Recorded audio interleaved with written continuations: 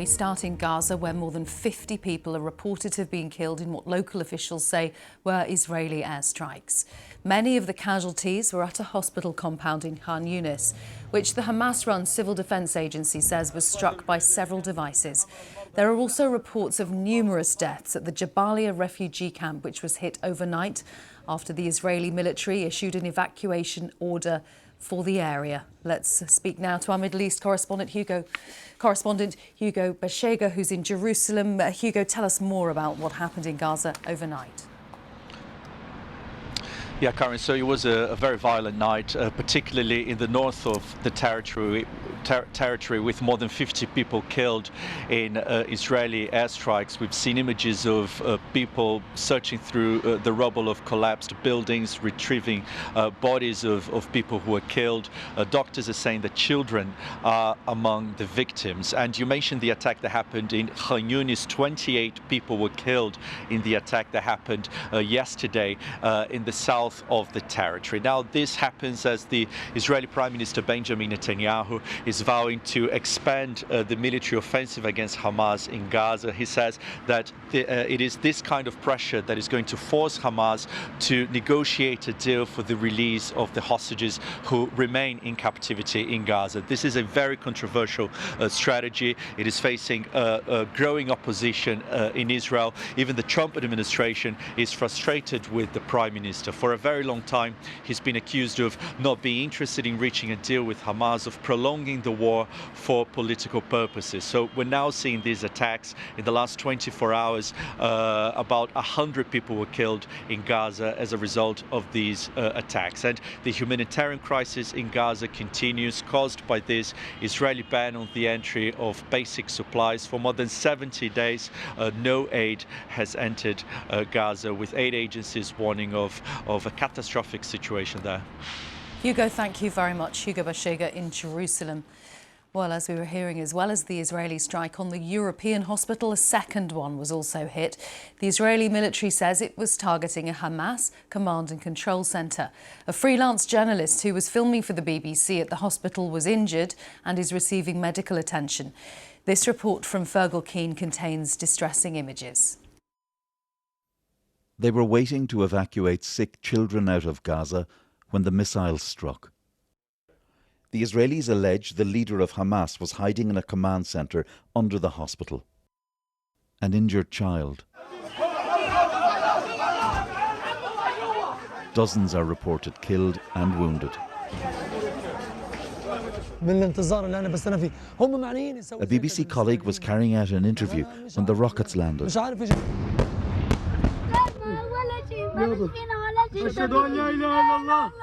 Here he tries to comfort children.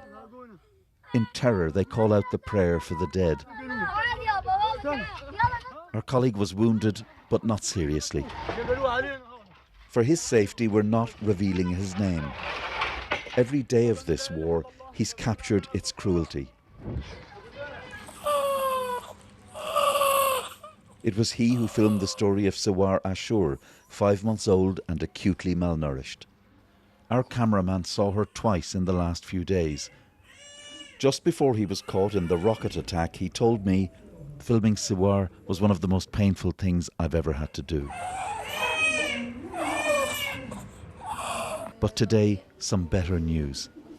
Jordanian medics managed to get some milk formula to Mum Najwa. But Siwar's life is held by the most slender thread.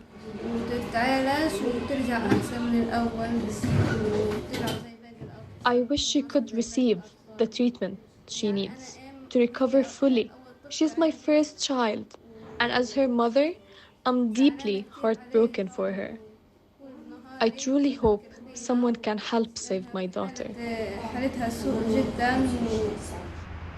Some children have been evacuated here to neighbouring Jordan.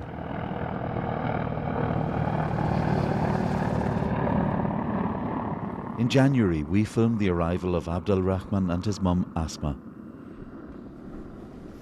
For 4 months, they've lived in a place with food, a safe place. Today, when we visited Asma, she called her children and their grandmother back in Gaza. Here, the agonizing differences in the lives of one family. The rockets are everywhere, firing over our heads. The food, life is very bad. There is no flour. The prices are very high. I don't know what to say. I'm very grateful for my mom, for all she's doing for me.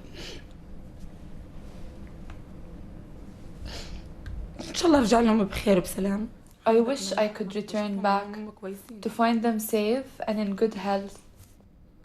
It is only through a mother's eyes, looking at her children trapped, hungry, in danger, that we can imagine why anyone would want to return to Gaza. Outside the blockade, there are talks about a ceasefire, talks about allowing aid. But for now, just talks. Fergal Keane, BBC News, Amman. Let's go to our Gaza correspondent, Rushdie Abu Alouf, who is currently in Cairo, the Egyptian capital. Rushdie, more than 70 days now of a total blockade of food and medicine into Gaza. What are people doing to survive, to eat on a daily basis?